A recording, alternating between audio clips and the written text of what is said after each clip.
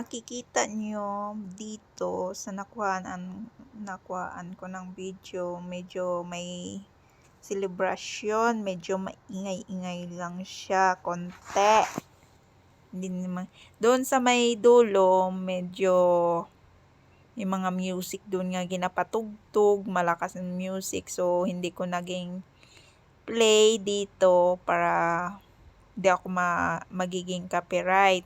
Kasi naman may stricto si Meta sa atin, so ginawa ko na lang yung voice over na lang natin. So may parang may paligsahan gaganapin, so medyo marami ang tao, tapos ang ganda kasi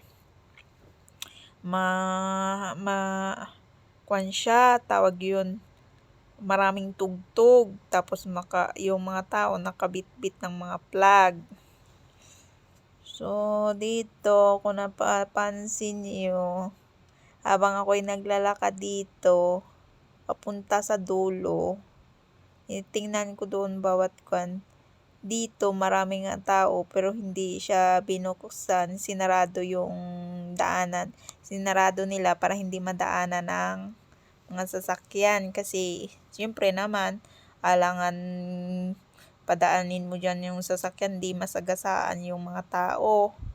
So ang ginawa, sinarado yung daan para hindi dadaan yung mga sasakyan. So makikita nyo dito may sasakyan na dumaan ng pulis. May nakabantay nga pulis dito, bantay sarado. Kasi maraming tao, kasi may gaganapin na parade. So may mga tarutot-tarutot nga silang ginagawa. So masaya. Tapos